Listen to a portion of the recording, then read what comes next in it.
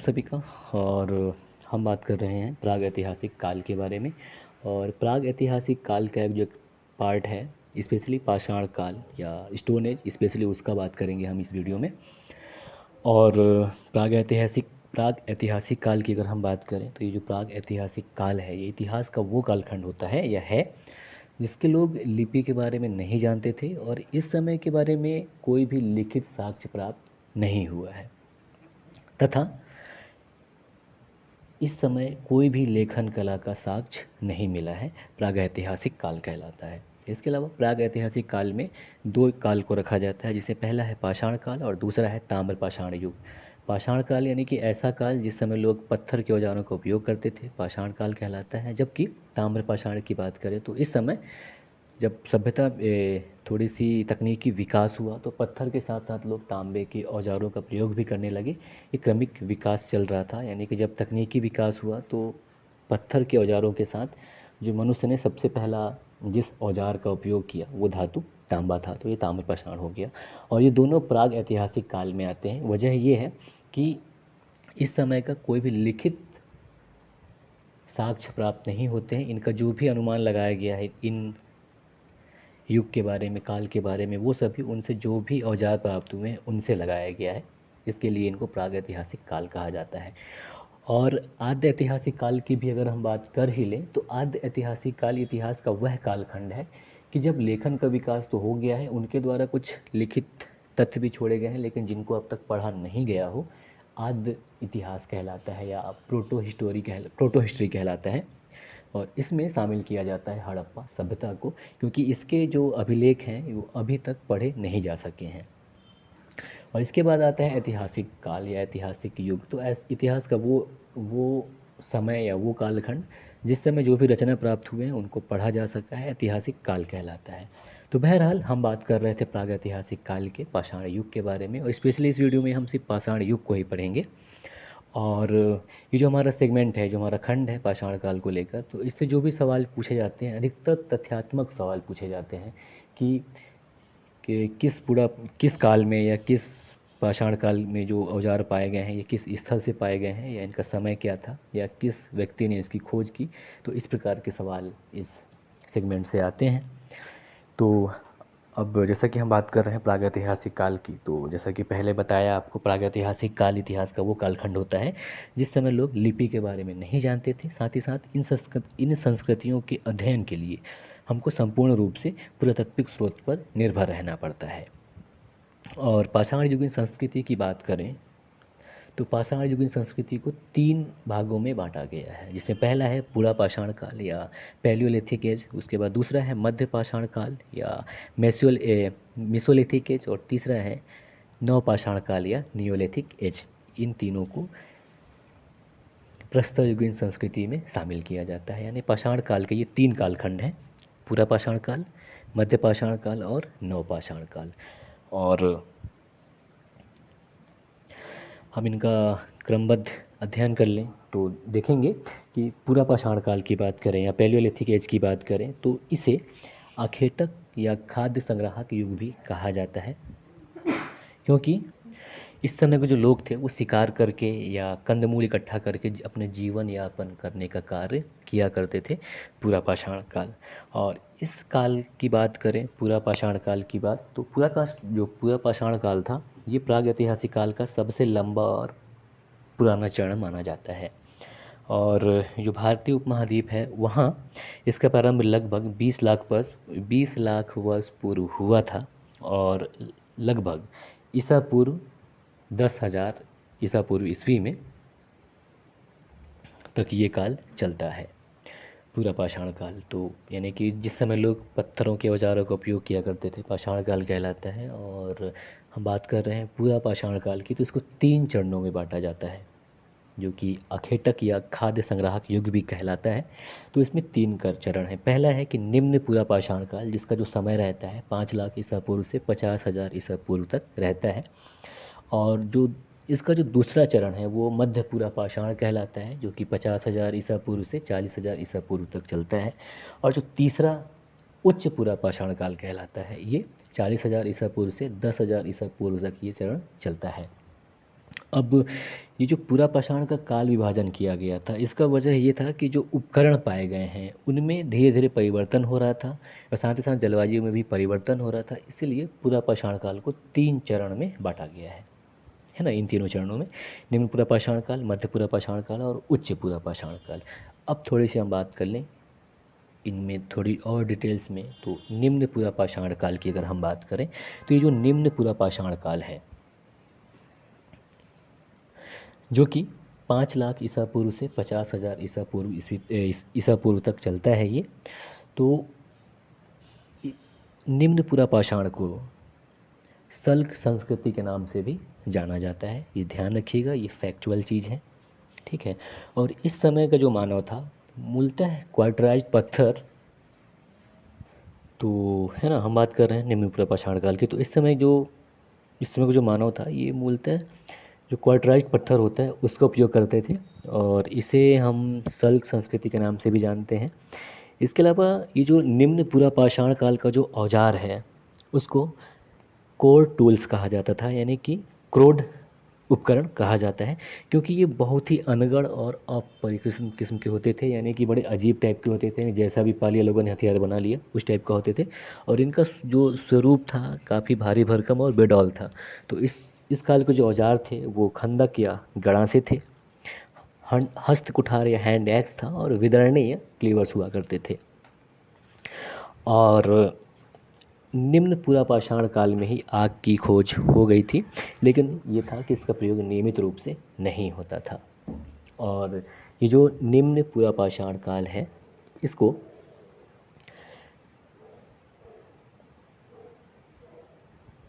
औजारों के आधार पर 2 भागों में विभक्त किया जाता है, निम्न पूरा पाषाण काल को। और इन औजारों का जो संबंध है वो विभिन्न प्रकार की संस्कृतियों से भी है, जिनमें 2 के साथ इनका नाम जोड़ा जाता है, जिसमें एक है सोहन संस्कृति या जिसे हम सोनी संस्कृति भी कहते हैं, और दूसरा मद्रास संस्कृति। इन इसके नाम से भी निम्न पूरा पाषाण काल के कुछ स्थल को जाना जाता है। और जिसमें एक है चापर चॉपिंग या पेबुल संस्कृति या जिसे सोहन संस्कृति कहा जाता है, और दूसरा है हस्त कुठार या कुल्हाड़ी संस्कृति या मद्रास संस्कृति। तो ये निम्न पूरा पाषाण काल के अन्य नाम हैं, है ना। अब हम थोड़ी सी बात कर लें चॉपर चॉपिंग या पेबुल संस्कृति या सोहन संस्कृति की बात कर लें। तो असल में जो ये खंदक या गड़ासे पाए गए हैं, तो उन जिन जगहों पर पाए गए हैं उनको चापर चॉपिंग या पेबल या सोहन संस्कृति कहा जाता है। और इस संस्कृति से संबंधित जो सबसे पहला उपकरण था वो रिवात नामक जगह से प्राप्त किया गया था। और ये जो रिवात है ये भारत के पश्चिमोत्तर भाग में स्थित पोतवार पठार से होकर जो बहने वाली सोहन नदी है या सोन नदी घाटी है वहाँ से प्राप्त हुए हैं। इस कारण से इसे सोहन संस्कृति भी कहा जाता है। इसके अलावा ये जो सोहन संस्कृति के उपकरण हैं ये भारतीय महाद्वीप में पाए जाने वाले सबसे प्राचीन पाषाण काल के या निम्न पूरा पाषाण काल के उपकरण है। और दूसरा है हैंड एक्स संस्कृति या हस्तकुठार या कुल्हाड़ी संस्कृति या मद्रास संस्कृति। तो जो इसके उपकरण हैं ये सबसे पहले मद्रास यानी कि आधुनिक चेन्नई के समीप एक जगह है जिसका नाम है बाद मदुरई और अतिरमपक्कम, इन जगहों से प्राप्त किए गए। इसके लिए इनको मद्रास संस्कृति कहा जाता है। और चूंकि जो ये उपकरण प्राप्त हुए ये कुल्हाड़ी जैसे या हस्तकुठार जैसे दिखते थे, इसलिए इसको हस्तकुठार या कुल्हाड़ी संस्कृति भी कहा जाता है या इसे मद्रास संस्कृति भी कहा जाता है। मद्रास संस्कृति कहे जाने का वजह ये है कि ये मद्रास में प्राप्त हुए थे, इसके लिए। तो इसका जो उपकरण है सबसे पहले मद्रास यानी कि वर्तमान समय के चेन्नई के पास एक जगह है बाद मदुरई और अतिरमपक्कम, इन जगहों से प्राप्त किए गए। इसके अलावा इस संस्कृति के जो उपकरण हैं उसको सबसे पहले एक अंग्रेज भूवैज्ञानिक और पुरातत्ववेत्ता जिनका नाम रॉबर्ट ब्रूस फुट था, उनके द्वारा 1863 ईस्वी में मद्रास के पास पल्लवरम नामक स्थान से ये जो हस्तकुठार या हैंड एक्स इनके द्वारा प्राप्त की गई थी। इसके अलावा ये जो निम्न पूरा पाषाण काल के जो औजार हैं ये उत्तर प्रदेश के मिर्ज़ापुर ज़िले के बेलन नदी घाटी में भी पाई गई हैं। और मध्य प्रदेश के नर्मदा घाटी के हथनौरा यानी कि होशंगाबाद से मानव की खोपड़ी मिली है, जो कि भारत का एकमात्र मानव जीवाश्म है। तो ये तो हो गया निम्न पूरा पाषाण काल की बात, है ना। और अब थोड़ी सी हम मध्य पूरा पूरा पाषाण काल की अगर हम बात कर लें, तो जो मध्य पूरा पाषाण काल है, इसका जो समय चलता है वो 50,000 ईसा पूर्व से 40,000 ईसा पूर्व चलता है। और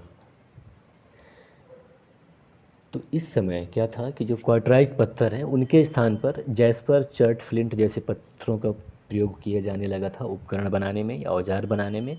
साथ ही साथ जो इस काल में जो लोग थे उनके द्वारा पत्थरों की पपड़ी बनाई जाती थी। कपड़ों ये जो पत्थर थे उनकी पपड़ी बनाई जाती थी। और इस काल में फलक उपकरणों की प्रधानता पाई गई है मध्य पूरा पाषाण काल में। और इन्हीं फलक औजारों को, जो ये जो फलक औजार थे, इनको पत्थर को तोड़कर बनाया जाता है। इसके अलावा जो इस काल के प्रमुख औजार थे वो फलक थी, वेदनी थी और छेदनी और खुरचनी है। इसके अलावा मध्य पूरा पाषाण काल की जो एक प्रमुख विशेषता है जिसकी अगर हम बात कर लें, तो इस समय में यानी कि मध्य पूरा पाषाण काल में ही कुत्ते को पालतू बनाया गया और इस समय श्रृंगार साधनों का प्रयोग होने लगा। यानी कि सजावटी का सामान इन लोग अपने आप को संवारने के लिए इस समय श्रृंगार साधनों का प्रयोग करने लगे। यानी कि इसे अन्य शब्दों में ऐसे कहें तो इसी काल में यानी कि मध्य पूरा पाषाण काल में ही सौंदर्य बोध का लोगों में विकास हुआ। इसके अलावा सौंदर्य बोध की बात कर लें तो आज के संदर्भ में मेकअप है ना, मैं मेकअप करके आई हूँ इस टाइप वाला। तो ये मेकअप का जो यानी कि श्रृंगार बोध का विकास जो या जो सौंदर्य बोध का विकास हुआ वो मध्य पूरा पाषाण काल में ही हुआ। इसके अलावा इन्होंने क्या किया कि इन्होंने अपने निजी सामानों को बेहतरीन तरीके से सजाया और जो औजार थे इनके उसके ऊपर नक्काशी की। इसके अलावा ये जो पत्थर थे, सीपी और हार वगैरह और ये सब, इन सब के द्वारा अपने शरीर को सजाने का काम किया। यानी कि ये सब शुरुआत मध्य पूरा पाषाण काल में ही हो गया। इसके बाद पूरा पाषाण काल का जो अंतिम चरण है जिसे कि उच्च पूरा पाषाण काल कहा जाता है, तो इसका जो समय है वो 40,000 ईसा पूर्व से 10,000 ईसा पूर्व तक रहता है। और इस समय के जो उपकरण थे यानी कि जो औजार थे वो ब्लेड की तरह पतले और धार युक्त होते थे। और ये जो उच्च पूरा पाषाण काल है इसका सबसे प्रमुख विशेषता ये था कि इसका जो विशेषता था वो विश्वव्यापी संदर्भ में था। पहला ये कि इस समय नए चकमक उद्योगों की स्थापना की गई। इसके अलावा आधुनिक प्रारूप के मानव यानी कि होमो सेपियंस का उदय हुआ। और भारत के संदर्भ में अगर हम बात करें तो ऊपरी पूरा पाषाण काल के 566 स्थल जो हैं वो पाए गए हैं भारत में। और एक और चीज़ जो हम देख लें, अब हम बात कर लें कि जो पूरा पाषाण युग हैं उनके क्षेत्र कौन कौन से थे भारत में, तो उसमें शामिल हैं निम्न पूरा पाषाण में जो क्षेत्र थे निम्न पूरा पाषाण काल में उनमें सोहन घाटी और बेलन घाटी था। जबकि मध्य पूरा पाषाण काल में या जिसे फलक संस्कृति कहा जाता है उसमें सोन घाटी, बेलन घाटी, नर्मदा घाटी और तुंगभद्रा घाटी में ये फैले हुए थे। और इसके अलावा उच्च पूरा पाषाण काल की बात करें तो उच्च पूरा पाषाण काल जिसे कि सल्क फलक संस्कृति भी कहा जाता है, इसमें जो स्थल पाए गए हैं वो बेलन घाटी है, छोटा नागपुर पठार है, मध्य भारत में, गुजरात में, महाराष्ट्र में, कर्नाटक में और आंध्र प्रदेश में उच्च पूरा पाषाण काल में ये जो क्षेत्र हैं ये सब यहाँ इनके उपकरण पाए गए हैं। इसमें एक चीज़ ध्यान देने वाली बात है कि जो बेलन घाटी है उस घाटी में पूरा पाषाण काल के तीनों चरण का विकास हुआ है वहाँ, है ना। और अब हम बात कर लेते हैं इसका थोड़ी सी और विस्तृत रूप से अगर देख लें हम पूरा पाषाण काल को, तो कि जो समूचा पूरा पाषाण काल था ये असल में क्या था कि जो यहाँ की जलवायु थी इस समय ये मानव जीवन और विकास के अनुकूल नहीं थी। और ये जो संस्कृति था ये नूतन काल का हिस्सा था यानी कि प्लास्टोसिन का एक हिस्सा था। और इस समय हिमयुग चल रहा था, ठीक है। और इस समय का वातावरण जो था वो बहुत ही ज़्यादा शुष्क और आर्द्र था। और जो पृथ्वी का जो अधिकांश हिस्सा था वो भूमध्य रेखीय क्षेत्रों को छोड़कर बर्फ़ की चादरों से ढका हुआ था, जो उनकी हिमयुग चल रहा था, जिस कारण जो मानव था इनका अधिवास का क्षेत्र बहुत ही अधिवास या मानव निवास का जो क्षेत्र था बहुत ही ज़्यादा संकुचित था। इसके अलावा प्राकृतिक संसाधन जैसे कि भूमि, जल, पेड़ पौधे, जीव जंतु आदि सभी जो भी ये सब थे मानव के उपभोग के लायक नहीं थे। और यही सब वजह था कि पूरा पाषाण काल में सांस्कृतिक जो विकास हो रहा था उसकी दर बहुत ही ज़्यादा धीमी थी। और एक प्रकार से अगर हम बात करें तो सांस्कृतिक ठहराव की स्थिति पूरा पाषाण काल में देखने को मिलती है। और इसके अलावा एक और चीज़ जो पूरा पाषाण काल को स्पेशल बनाती है वो ये कि पूरा पाषाण काल के समय में ही यानी कि 5 लाख ईसा पूर्व से लेकर 10,000 ईसा पूर्व ईस्वी के मध्य में जो मानव की 3 प्रजातियां हुई उनके विकास का काल रहा है या उससे संबंधित है, जिसमें होमो इरेक्टस, होमो सेपियंस और होमो सेपियंस सेपियंस यानी कि आधुनिक मानव इनका भी विकास इस पूरा पाषाण काल में ही हुआ। ठीक है। और ये जो संपूर्ण पूरा पाषाण काल था इस समय जो जीवन निर्वाह की शैली है उसमें स्थिरता देखने को मिलती है। इसकी वजह से ही शिकार और खाद्य संग्रह की जो जीवन शैली थी वो बनी रही।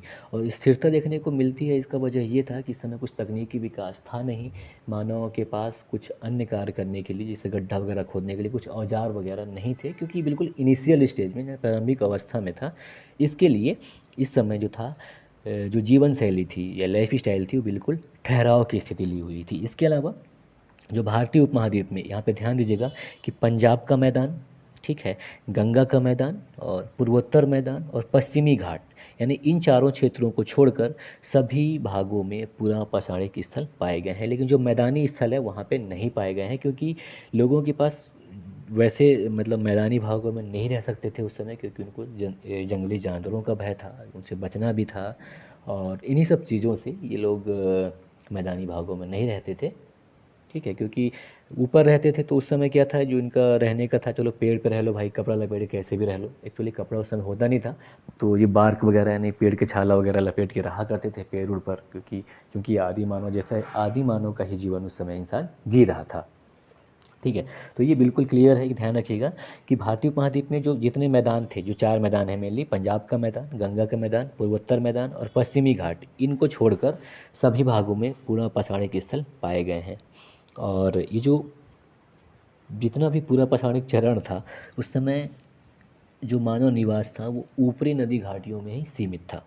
ठीक है, और इस काल में जो कृत्रिम आवासीय ढांचे हैं उनके साक्ष्य नहीं मिलते, यानी कि लोग पेड़ पेड़ पर या कंदराओं में छिप कर रहा करते थे। जैसे कि हम उदाहरण के लिए बता दें तो भीमबेटका की गुफा जो कि होशंगाबाद में स्थित है, ये मध्य प्रदेश के होशंगाबाद में, और इसकी खोज 1957 में डॉक्टर विष्णु श्रीधर वाकणकर के द्वारा की गई थी। और ये जो गुफा है ये पूरा पाषाण के चित्रात्मक अभिव्यक्ति को भी दर्शाता है। और हालांकि कहीं कहीं मतलब ऐसा भी माना जाता है कि ये जो इसमें जो चित्रों का निर्माण किया गया है बिल्कुल अंधेरे जगह में किया गया है, क्योंकि वहाँ पे नॉर्मली आदमी सामान्यतः नहीं जा सकता था। तो एक तरह से उसके धार्मिक प्रवृत्ति को भी दिखाता है, या फिर हो सकता है ऐसा माना जाता है कि जो जनजातियां हैं उनके जो रिचुअल हैं उनको दर्शाने का भी ये कार्य करता है।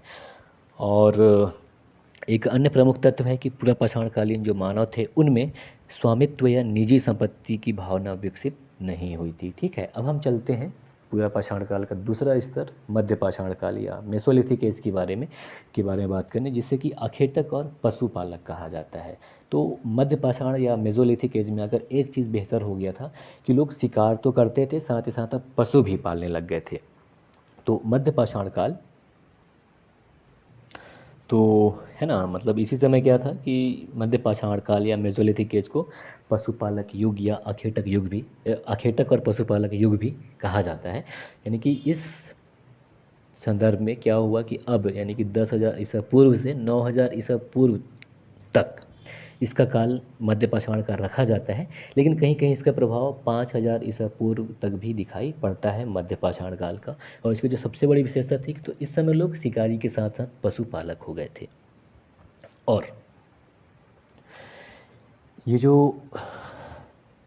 मध्य पाषाण काल है इसे प्रागैतिहासिक काल का सबसे छोटा चरण माना जाता है, जो कि पूरा पाषाण से नव पाषाण काल के बीच एक संक्रमण या ट्रांजिशन को दर्शाता है या उसको प्रतिनिधित्व करता है। और ये जो मध्य पाषाण काल है तो इस समय के उपकरणों को सूक्ष्म पाषाण या माइक्रोलिथ्स के नाम से भी जाना जाता है, जो कि आकार में छोटे होते हैं। और इस कार के जो इस समय के लोग थे, मध्य पाषाण काल के लोग, ये शिकार करके, मछली पकड़ के और खाद्य वस्तुओं का संग्रह करके और जीवन यापन अपना करते थे। इसके साथ साथ ये पशुपालन का भी कार्य करते थे। और भारत के संदर्भ में मध्य पाषाण काल के विषय में जानकारी सबसे पहले 1867 ईस्वी में C.L. कार्लाइल के द्वारा दी गई थी। ये और इन्होंने विंध्य क्षेत्र के मिर्ज़ापुर से लघु उपकरणों की खोज की थी। तो ये चीज़ ध्यान रखिएगा, फैक्चुअल चीज़ है ये, है ना। और ये जो मध्य पाषाण काल के स्थल हैं, ये राजस्थान, दक्षिणी उत्तर प्रदेश, मध्य एवं पूर्वी भारत में अत्यधिक मात्रा में पाए गए हैं। इसके अलावा कुछ स्थल दक्षिण भारत में भी कृष्णा नदी के दक्षिण में पाए गए हैं। और मध्य पाषाण काल के जो भी स्थल हैं, हम उनके कुछ देर बाद उस पर भी चर्चा कर लेंगे। यहाँ पे एक चीज़ और देख लें कि जो भारत में जो मानव अस्थिपंजर हैं, ये जो प्राप्त हुए हैं वो मध्य पाषाण काल से ही प्राप्त हुए हैं। इसके अलावा राजस्थान का जो भीलवाड़ा ज़िला है, तो भीलवाड़ा ज़िले में जो कोठारी नदी है, उसके तट पर बागोर एक जगह स्थित है। वहाँ भारत का सबसे बड़ा मध्य पाषाणिक स्थल है। यानी कि अगर ये सवाल आता है कि भारत का सबसे बड़ा मध्य पाषाणिक स्थल किस राज्य में स्थित है, तो भैया वो राजस्थान में स्थित है। और किस ज़िले में है, तो भीलवाड़ा ज़िले में है। और किस नदी के तट पर है, तो वो कोठारी नदी के तट पर है। ठीक है। इसके अलावा ये जो मध्य प्रदेश का आदमगढ़ और राजस्थान का बागौर, यहाँ से पशुपालन का प्राचीनतम साक्ष्य प्रस्तुत हुआ है। और इसका समय लगभग 5000 ईसा पूर्व माना जाता है। इसके अलावा राजस्थान के बागौर में ही कोठारी नदी के तट पर जो बागौर स्थल है, वहाँ सूक्ष्म पाषाण फलक का उद्योग था, यानी कि इंडस्ट्री लगा हुआ था। इसके अलावा यहाँ के निवासी जो थे, उनकी जीविका में प्रमुखतः शिकार और पशुपालन शामिल था। और कुछ इनमें अन्य तथ्य हैं मध्य पाषाण काल के बारे में, तो उसकी बात कर लें। तो मध्य पाषाण काल में क्या हुआ कि पहली बार मिश्रित औजारों का प्रक्षेपास्त्र या मिसाइल तकनीक के साक्ष्य मिलते हैं। मिश्रित औजारों और प्रक्षेपास्त्र तकनीक का साक्ष्य मिलता है, या मिसाइल टेक्नोलॉजी का साक्ष्य मिलता है। एक्चुअली मिसाइल आज का नहीं, मतलब उस समय के हिसाब से इसका सबसे अच्छा उदाहरण ये हो सकता है कि धनुष, तीर धनुष का उपयोग करना। और क्योंकि क्या था कि तीर धनुष का उपयोग करके दूर स्थित किसी वस्तु का, किसी भी जानवर वगैरह का शिकार कर सकते थे। तो उस समय के हिसाब से हम इसको रॉकेट टेक्नोलॉजी या मिसाइल टेक्नोलॉजी मान सकते हैं। और इस समय के लोग अस्त्र के रूप में भाला का भी प्रयोग करने लग गए थे। अब अस्त्र की बात कर लें तो अस्त्र वो है जिसे अपने हाथ से फेंका जाए, वो अस्त्र कहलाता है। जबकि शस्त्र वो है जिसे हाथ में लेकर ही युद्ध किया जाए, जैसे बंदूक हो गया, ठीक है, और आपसे तलवार हो गया, ये सभी शस्त्र में आते हैं। लेकिन अस्त्र का प्रयोग कर भाला के रूप में करते थे और उससे जानवरों का शिकार किया करते थे। और इसी मतलब जो ये मध्य पाषाण के समय ही हीलियोसीन एज यानी कि अद्यतन युग का प्रारंभ दिखाई पड़ता है। इसकी वजह से यहाँ पे जलवायु परिवर्तन भी हुआ। और जब जलवायु परिवर्तन हुआ तो मानव अधिवास का विकास हुआ, क्योंकि बर्फ़ पिघले। और जब बर्फ़ पिघले तो मानव अधिवास का विकास हुआ और संसाधनों की भी बढ़ोतरी हुई और कुछ नए प्रकार के संसाधन भी उपलब्ध हुए। तो जब जलवायु परिवर्तन की वजह से पहले की अपेक्षा जो यहाँ की जलवायु थी वो अधिक उष्ण एवं आर्द्र हो गई, जिससे कुछ निम्न परिवर्तन हुए। पहला ये हुआ कि भाई बर्फ़ का पिघलना चालू हो गया। दूसरा ये हुआ कि वर्षा चक्र का प्रारंभ हो गया मध्य पाषाण काल में। और नदियों, पोखरों, झीलों और जलाशयों का निर्माण हुआ मध्य पाषाण काल में। इसी के साथ साथ कुछ नवीन संसाधनों का उदय हुआ, मानव अधिवास का विस्तार हो गया, भूमि की उपलब्धता में वृद्धि हो गई। तो ये मध्य पाषाण काल की कुछ प्रमुख स्पष्ट विशेषताएं थी। और जीवन निर्वाह के संदर्भ में अगर देखा जाए तो सबसे महत्वपूर्ण जो परिवर्तन था वो जलवायु परिवर्तन के रूप में ही दिखाई देता है, जो कि मध्य प्रदेश के जो जो सबसे प्रमुख परिवर्तन जो दिखाई देता है जीवन निर्वाह के संदर्भ में, वो सबसे महत्वपूर्ण जो है वो पशुपालन के संदर्भ में दिखाई देता है। और इसका जो साक्ष्य मिला है वो मध्य प्रदेश के आदमगढ़ और राजस्थान के बागौर में इसके प्राचीनतम पशुपालन के साक्ष्य मिले हैं। इसके अतिरिक्त ये लोग क्या करते थे, इस समय खाने में मछली को भी शामिल किया गया। और इसके कारण क्या हुआ कि जीवन में अपेक्षाकृत अधिक स्थायित्व आया होगा, ऐसा हम मान सकते हैं। और हालांकि एक चीज़ क्लियर है कि मध्य पाषाण काल में भौगोलिक विस्तार के दृष्टिकोण से ये जो मध्यपाषाण काल है ये पुरापाषाण काल के समान ही है, यानी कि ज़्यादा विस्तार नहीं हुआ। और पारिस्थितिक दृष्टिकोण से एक महत्वपूर्ण परिवर्तन यहाँ इस काल में होता है, मध्यपुरापाषाण काल में, मध्यपाषाण काल में, कि मानव ने अब पहाड़ों के साथ साथ जो पहाड़ के पास मैदान थे वहाँ भी रहना चालू कर दिए थे। और इस संबंध में सबसे जो प्रारंभिक साक्ष्य हैं वो बेलन घाटी से मिले हैं। ठीक है।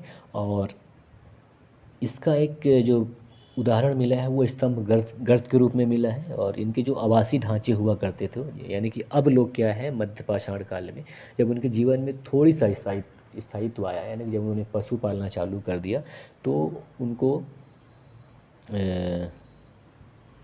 घर की भी ज़रूरत पड़ गई, जानवरों के लिए भी। इसकी वजह से क्या हुआ, इनका जो आवासीय ढांचा भी मिला जो कि घास फूस और लकड़ियों के बने होते थे, ऐसा माना जाता है, और जिसमें मिट्टी के लेप लगे होते थे। और इस समय समाधानों यानी कि सौदाह भी किया जाता था। और इसके अलावा शैल चित्रकला का विकास भी हुआ इसी समय। मध्यपुरा पाषाण काल से जोड़ा जाता है। अब हम मध्यपाषाण काल से जोड़ा जाता है। अब मध्यपाषाण काल के जो प्रमुख स्थल हैं, कहाँ कहाँ से मिले हैं, उनकी अगर हम उनके बारे में एक छोटा देख लें तो कुछ इस तरह से हैं। तो जो मध्यपाषाण युग के स्थल हैं वो मध्य प्रदेश में आदमगढ़, भीमबेटका और बोधोर हैं, जबकि राजस्थान में बोगोर है ना, और उत्तर प्रदेश में महदहा, सराय नहर राय और बिहार में पायसरा है। ये सभी मध्यपाषाण युग के स्थल हैं। ठीक है। अब हम चलते हैं नवपाषाण काल की तरफ या नियोलिथिक एज की तरफ। तो नवपाषाण काल या नियोलिथिक एज को खाद्य उत्पादक काल भी कहा जाता है, यानी कि इस समय लोगों ने अनाज उत्पादन करना सीख लिया था और इसलिए इसे खाद्य उत्पादक काल भी कहा जाता है। और नवपाषाण या नियो, तो नियो की अगर हम बात करें तो यूनानी भाषा का शब्द है जिसका अर्थ जो है नवीन के रूप में प्रयुक्त होता है, इसलिए इस काल को नवपाषाण काल कहा जाता है। और ये भारत के संदर्भ में सर्वप्रथम नवपाषाण काल से संबंधित पुरातात्विक खोज प्रारंभ करने का श्रेय, ध्यान दीजिएगा, नवपाषाण काल से संबंधित जो पुरातत्व सामान थे, जो भी पुरातात्विक चीज़ हैं उनको खोज करने का जो प्रारंभ है श्रेय है वो डॉक्टर प्राइमरोज को जाता है। ठीक है। और इन्होंने 1842 ईस्वी में कर्नाटक के लिंग सुगुर नामक स्थल से इस काल के उपकरण खोजे थे, जबकि सबसे पहले 1860 ईस्वी में ला मसूरिये के द्वारा इस काल के प्रथम पत्थर के औजार या उपकरण उत्तर प्रदेश के टॉन्स नदी घाटी से प्राप्त किए थे। तो ध्यान दीजिएगा कि पुरातात्विक खोज प्रारंभ करने का श्रेय डॉक्टर प्राइमरोज को जाता है, जबकि प्रथम प्राचीन पत्थर के उपकरण नवपाषाण काल से संबंधित खोजने का जो कार्य किया गया वो ला मसूरिये के द्वारा किया गया। इसके अलावा विश्व स्तरीय संदर्भ में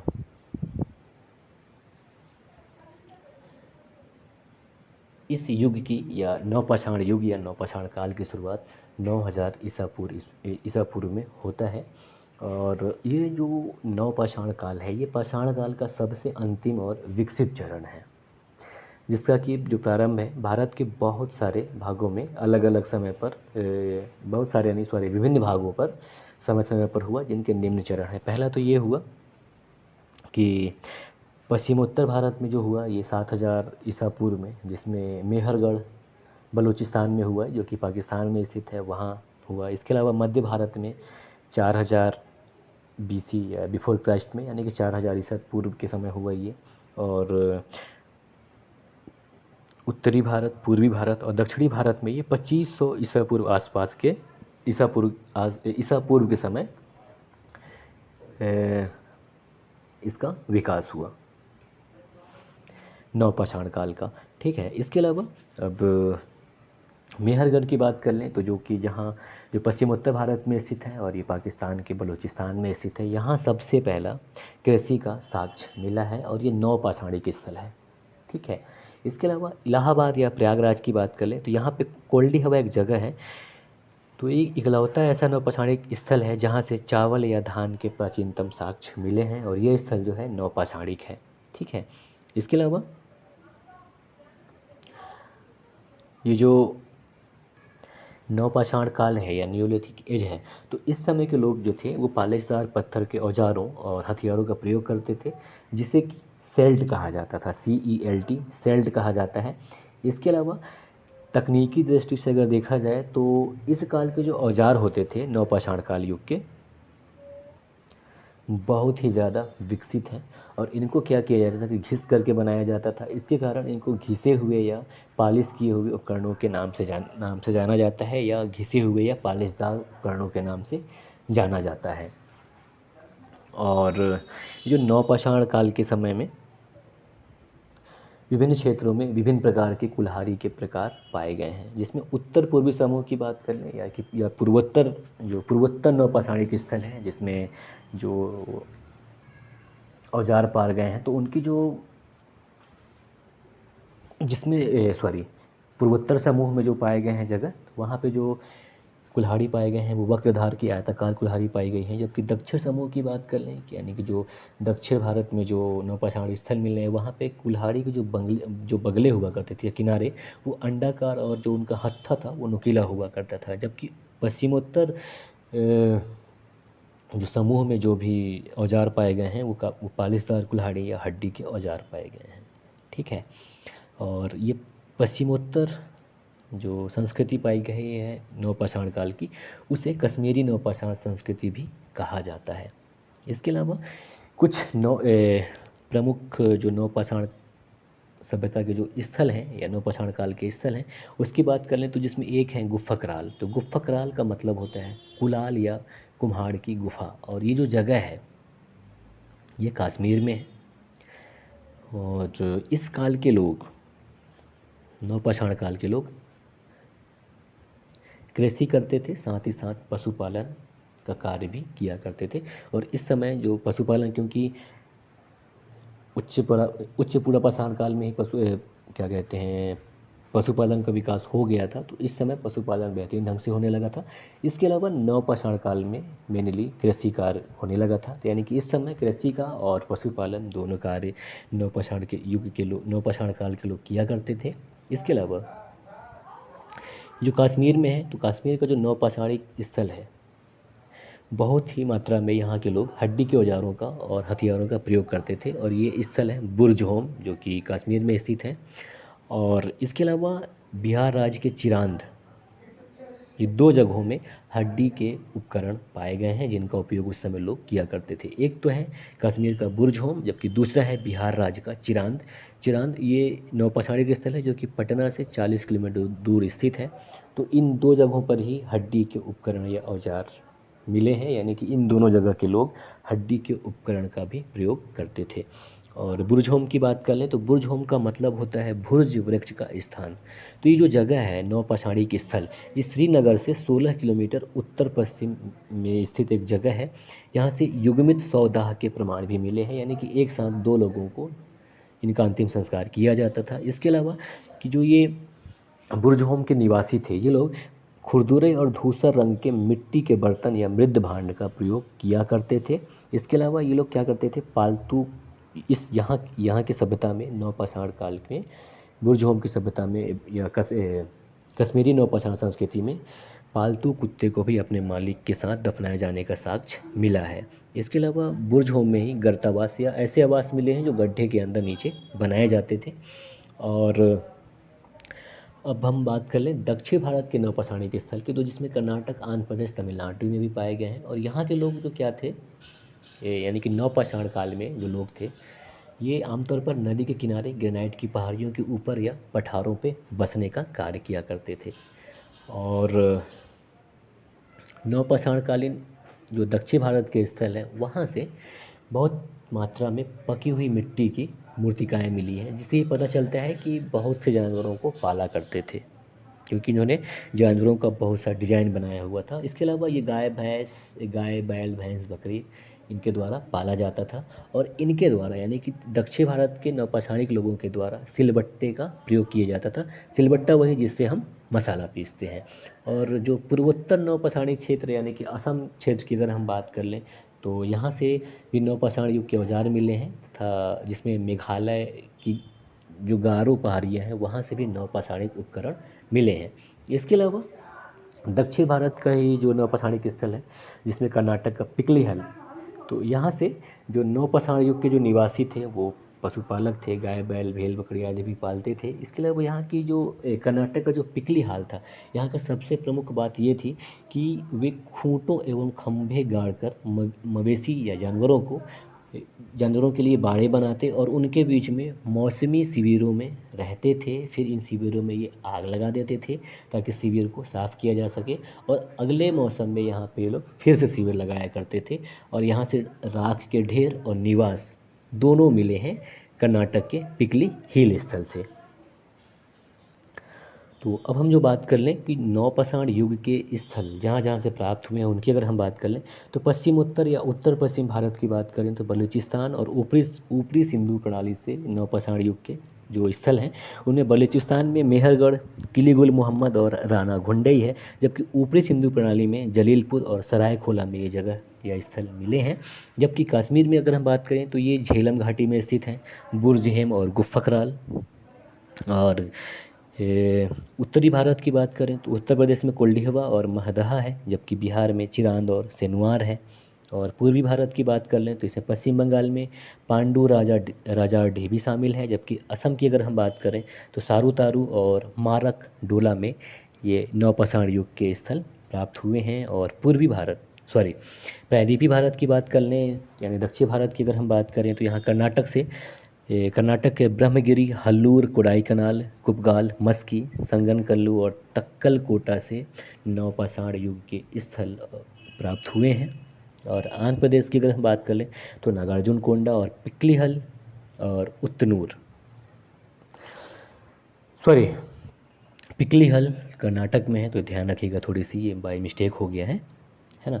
और तमिलनाडु की बात करें तो पय्यमपल्ली ये एक जगह है जहाँ नौपाषाण युग के स्थल पाए गए हैं। इसके अलावा नौपाषाण काल से संबंधित अगर हम अन्य तथ्यों की अगर हम बात कर लें या नौपाषाण युग के अन्य तथ्यों की, तो जो नौपाषाण युग के निवासी हैं ये सबसे पुराने कृषक समुदाय हैं। इसके अलावा ये क्या करते थे, ज़मीन के खोदने के लिए जो कुदाल का उपयोग करते थे जिसे हो कहा जाता था, और डिंडिंग स्टिक इनके द्वारा खोदने के लिए उपयोग किया जाता था, या खोदने के डंडे का प्रयोग इनको किया जाता था। इसके अलावा ये जो नौपाषाण काल के लोग थे ये पत्थर के पालिशदार औजारों के अलावा सूक्ष्म पाषाण फलक का भी प्रयोग करते थे।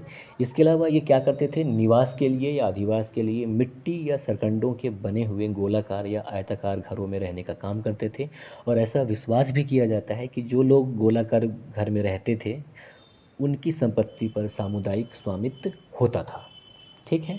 और जो अन्य फैक्ट है वो देखिएगा कि अनाज उत्पादन के कारण अनाजों को रखने के लिए बर्तनों और खाना पकाने के लिए पात्रों की भी आवश्यकता हुई, इसलिए कुम्हार कार्य की शुरुआत इस अवस्था में दिखाई पड़ती है। और इस काल के प्रारंभ में मिट्टी के बर्तन का जो निर्माण है वो हाथ से किया गया, पर बाद में मिट्टी के बर्तन चाक पर बनाए जाने लगे। और इन जो मिट्टी के बर्तन हैं उनमें शामिल हैं काले मृदभांड, धूसर मृदभांड और चटाई की छाप वाले मृदभांड शामिल हैं। इसके अलावा अब ध्यान देने वाली बात है कि जब चाक पर बर्तन बनाया जाने लगे तो चाक क्या है, गोल होता है, तो ये माना जा सकता है या फिर ये फैक्ट ही है कि नौपाषाण काल में ही पहिए का आविष्कार हुआ। ठीक है। और इसी काल में आगे चलकर जब तकनीकी प्रगति हुई तो लोगों के द्वारा कृषि कार्य, बुनाई, कुंभकारी, भवन निर्माण, इन सब के कौशल का भी विकास हुआ। और अगर हम बात करें कि ये युग जैसे मतलब ये जो पाषाण काल था ये समाप्त कैसे हुआ, तो अब क्योंकि क्या है, तकनीकी विकास कुछ कुछ रुका था, कुछ बाधित था, हो भी रहा था, लेकिन कुछ लोग इसमें नहीं बच पाए। तो इसका वजह ये था कि ये जो नवपाषाण काल के लोग था इनका अपना एक लाचारी था, और लाचारी ये था कि लोग जो थे ये पूर्णतः पत्थर के औजारों और हथियारों पर आश्रित थे। तो आप सोच सकते हैं कि एक वो समय कि जब आपके पास सिर्फ पत्थर हो और उससे ही आपको कुछ काम चलाना हो, गड्ढा वगैरह खदने का, तो आप किस हद तक कर सकते हैं। वो आज का समय नहीं है कि चलो भाई कुछ भी हो, हाँ भैया जेसीबी वाले को बुला लो या फिर कुछ भी बुला लो, क्रेन बुला लो, कुछ भी कर लो, तो पहले जब ऐसा समय नहीं था तो आप सोच सकते हैं उस चीज़ को।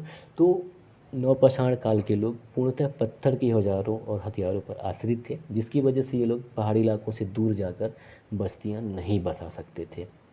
इस वजह से ये उतना ही अनाज पैदा कर सकते थे जितने से ये अपने किसी तरह से अपना जीवन गुजर कर सकें। तो ये था पाषाण काल के बारे में एक संक्षिप्त पर थोड़ी सी विस्तार में जानकारी। उम्मीद करता हूँ ये आपके लिए कारगर हो। नमस्कार। जय हिंद, जय भारत।